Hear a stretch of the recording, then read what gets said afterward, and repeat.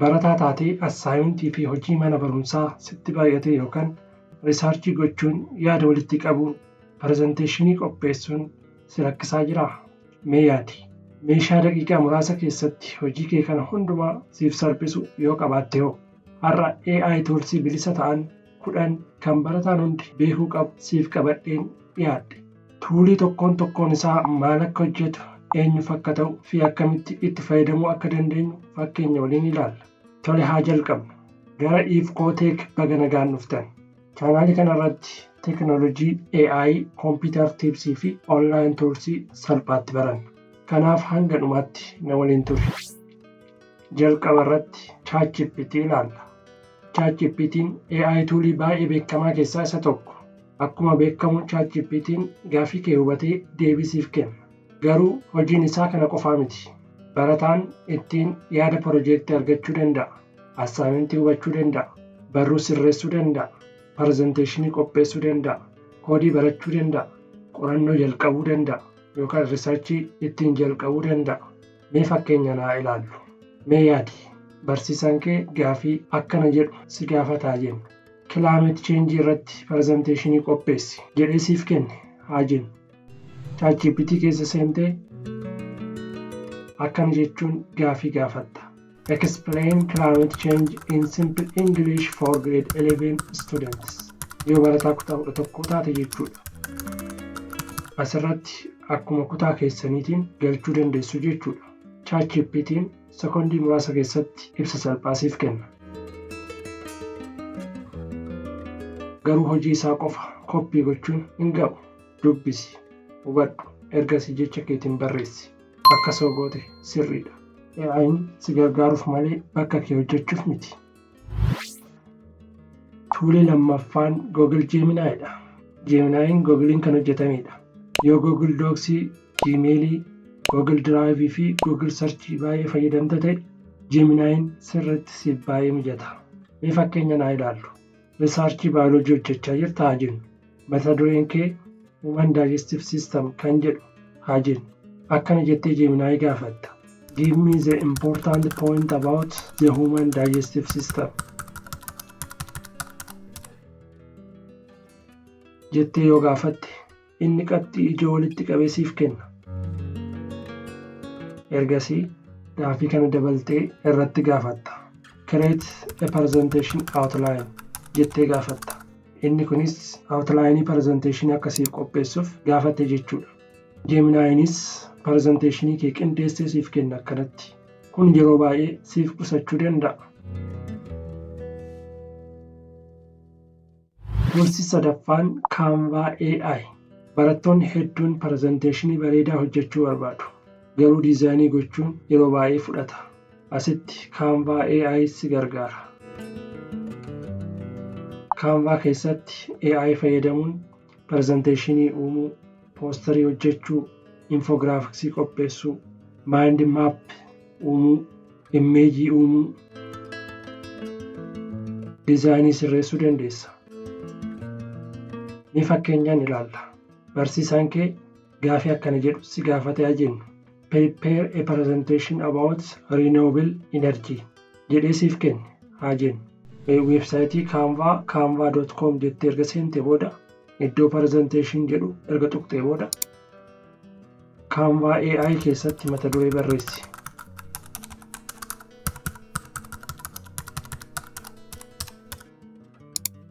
Sekoondii muraasa keessatti islaayidii jalqabaa siif qopheessaa jechuudha. Ati immoo diizaayinii Canva AI sii kenne sana halluu jijjiiruu dandeessaa, suuraa itti dabaluu dandeessaa yookaan odeeffannoo kee itti dabaluu dandeessaa. Kun immoo akkana gochuun kee yookaan Canva AI fayyadamuun kee hojii kee saffisiisaa akkasumas diizaayinii kee sana sii bareessuu danda'a. Akkasumas yeroo kee sii qusachuu danda'a jechuudha. Garuu yaadadhu diizaayinii AI'n sii uume akka jirutti hin dhiisin. Akka yaada keetitti sirreessuu dandeessa waan ta'eef akka yaada keetitti sirreessi. Akkas gochuun kee yookaan sirreessuun kee pirezenteeshiniin kee baay'ee akka bareedu si taasisuu danda'a jechuudha. Toolsi arfaffaan Perplexity AI kan jennudha. Kanas weebsaayitii isaarraa Perplexity AI jennee argachuu dandeenya. Faayidaan isaa maal akka ta'e immoo ni ilaalla. Mee yeroo tokko yaadi. Barsiisaan kee assaayimentii tokko siif kenne haa jennu. Ati Google irratti barbaadda. Rizaaltiin dhibbaan lakkaa'aman sitti mul'atu yookaan Google'n siif tarreessa. Kamtu keessaa amanamaadha? Kam immoo keessaa fudhachuu dandeessa? Kun yeroo hedduu barattoota rakkisa. Asitti Perplexity AI'n si gargaara. Perplexity AI akka Google fi AI walitti makamee hojjeta. Ati amma Perplexity AI irra erga seentee booda gaaffii kee gaafatta. Inni deebii gabaabaa fi salphaa siif kenna. Kana qofa osoo hin taane odeeffannoo sana eessaa akka fide si agarsiisa. Kun baay'ee barbaachisaadha. Sababni isaa odeeffannoo dubbifte mirkaneessuu dandeessa. Mee fakkeenya ilaalla. Gaaffiin kee What are the causes of climate change osoo ta'eetii Perplexity AI keessatti gaaffii kana erga barreessitee booda Perplexity AI sababoota ijoo siif tarreessa. Ergasii liinkota maddoota odeeffannoo sanaa siif kenna. Kun qorannoo yookaan risaarchii mana barumsaa keessatti baay'ee si gargaara. Garuu yaadadhu yeroo hunda maddoota sana bantee dubbisuun gaariidha. AI'n deebii siif qopheessa. Garuu hubannoo kee bakka hin bu'u. Tuulii 5ffaan Notebook LM. Amma tuulii baay'ee nama dinqisiisu tokko ilaalla. Maqaan isaa Notebook LM kan jedhamudha. Kun Google'n kan hojjetamedha. Mee yaadi. Barsiisaan kee PDF guddaa tokko siif kennaa haa jennu. Fuula 100 qaba haa jennuuti. Qormaata baruu qabdas haa jennu. Fuula 100 sana guutuu dubbisuun salphaa miti. Notebook LM keessatti PDF kee ol feeta yookaan uploaditti goota. Ergasii akkana jettee gaafatta.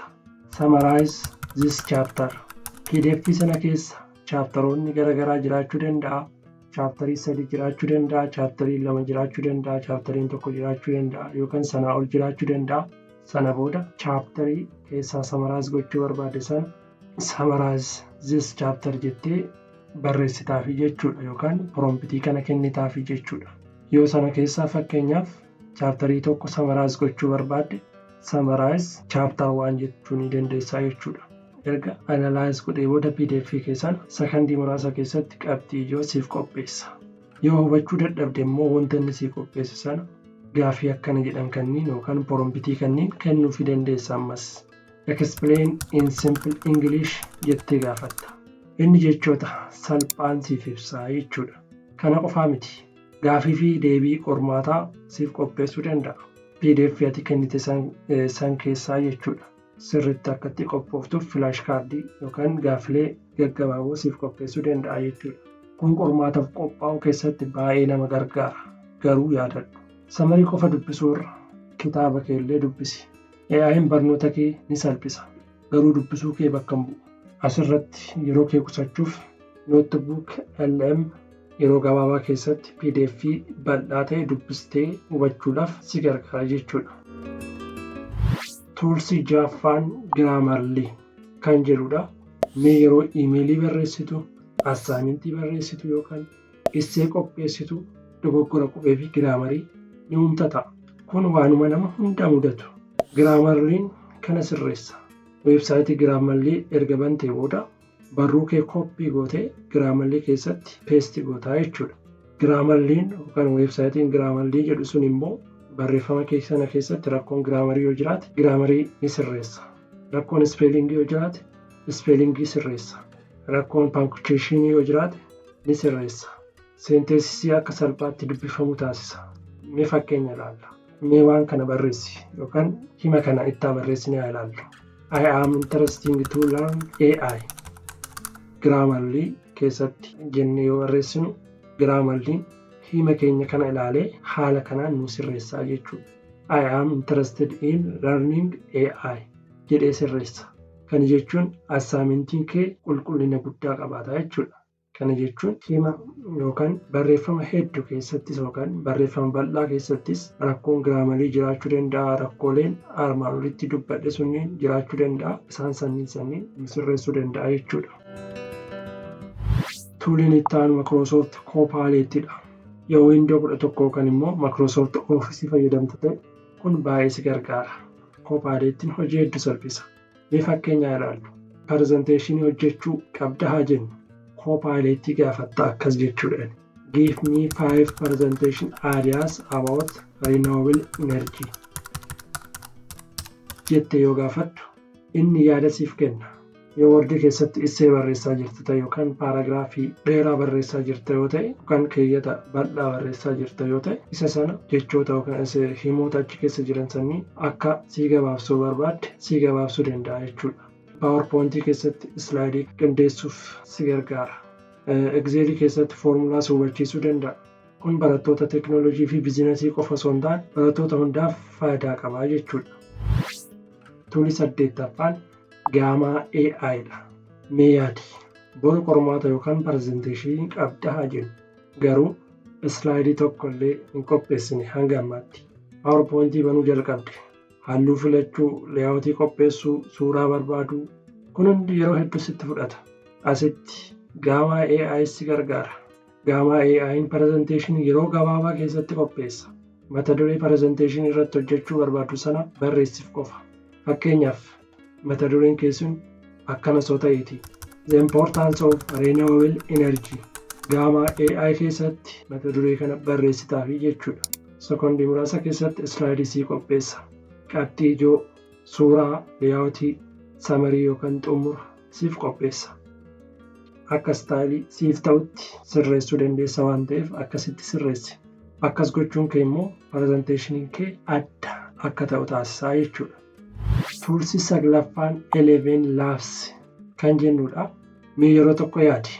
Piroojeektii viidiyoo qopheessuu qabda haa jennu. Garuu maayik yookaan maayikiroofoonii gaarii hin qabdu haa jennu. Yookaan sagalee kee rikaardi gochuudhaaf yookaan waraabuudhaaf siin mijatu haa jennu. 11 Labs AI fayyadamuudhaan barreeffama yookaan iskiriiptii kee gara sagaleetti jijjiiruu dandeessaa jechuudha. Weebsaayitii 11 Labs erga bantee booda barruu kee galchitaa. Inni sagalee uumama fakkaatuun dubbisa. The importance of education. Education is one of the most valuable gifts a person can receive. Sagaleen 11 Labs keessa jiran filannooleen hedduu jiru. Filannoo sana keessaa sagalee sitti tolu filachuudhaan sagalee sana itti fayyadamuu dandeessaa jechuudha. The thing always happens that you really believe in. The world is round. I have never been hurt by anything I didn't say. Kun viidiyoo edukeeshinaalii pirezenteeshinii fi piroojeektii keessatti ni fayyada jechuudha. Garuu barattootaaf gorsa tokkoon qaba. Yoo danda'ame sagalee kee fayyadami. Sababni isaa barsiisaan kee hojii kee arguu barbaada waan ta'eef sagalee kee yoo fayyadamte irra caalatti filatamaadha jechuudha. 11 Labs akka gargaaraa qofatti fayyadami. Tuulsii 9ffaan Cloud AI kan jedhamudha. Tuulii keenya inni dhumaa Cloud AI'dha. Cloud AI barruu dheeraa dubbisuu fi hubachiisuu keessatti baay'ee cimaadha. Mee fakkeenya naa ilaalu. Risaarchi peepparii dheerina fuulaa 30 qabu qabda haa jennuuti. Guutuu isaa dubbisuun yeroo baay'ee sitti fudhachuu danda'a.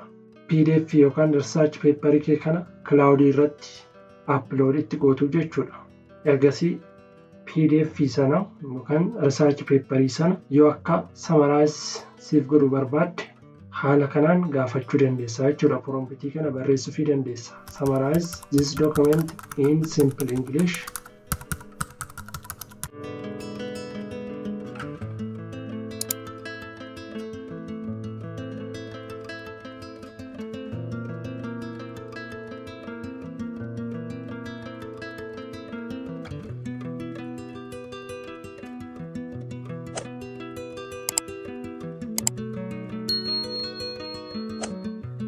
Yoo qabxiilee ijoo 5 barbaadde immoo waa ta'a the 5 key points jettee gaafachuu dandeessa jechuudha. Sekondii muraasa keessatti qabxii ijoo siif kenna jechuudha.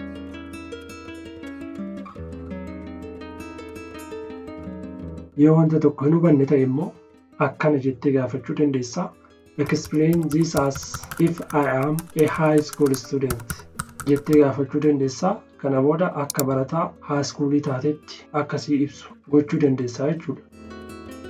Asirratti akka barataa elementarii taatee akka jirtu hubatee akkasii ibsu gochuu dandeessaa yookaan akka barataa yuunivarsiitiitti akkasii ibsu taasisuu dandeessaa jechuudha asirratti. Sadarkaa sanaan si ibsuu danda'a waan ta'eef.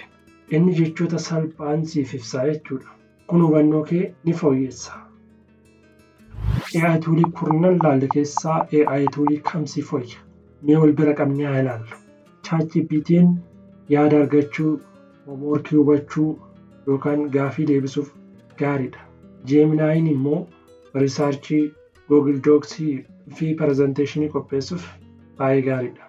Canva AI'n poosterii, infograafiksii fi islaayidii bareedaa uumuuf baay'ee bareeda.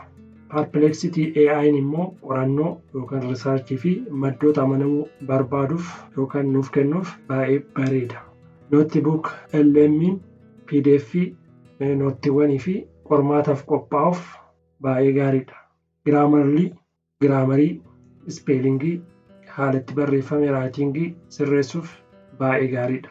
Microsoft Copilot Word, Excel, PowerPoint fi Windows keessatti gargaaruuf baay'ee gaariidha. Gamma AI presenteeshinii saffisaan uumuuf baay'ee bareeda. Eleven Labs'n voice over fi audio qopheessuuf baay'ee bayeessa. Cloud AI'n barruu dheeraa hubachuu fi gabaabsuuf baay'ee bareeda. Har'a AI tuulii bilisaa 10 ilaalle. Tuulonni kurnan kun hunduu hojii adda addaa yookaan hojii mataa isaanii qabu jechuudha. Kanaaf rakkoo kee irratti hundaa'uun isa siif mijatu filachuu dandeessaa jechuudha. Viidiyoo kanarraa tuulii haaraa yoo baratte koomentii keessatti maqaa isaa naa barreessi. Ati AI tuulii kamiin yeroo baay'ee fayyadamtaa? Yookaan har'a irraa jalqabdee kamiin yaaluu barbaaddaa? Yaada kee koomentii keessatti naaf qoodi. Viidiyoon kun si fayyade yoo ta'e laayik godhi. Teeknooloojii fi AI salphaatti barachuuf chaanaalii IFCOTech sabiskiraayib godhi. Galatoomaa yeroo keessaniif walitti deebina viidiyoo itti aanu keessatti.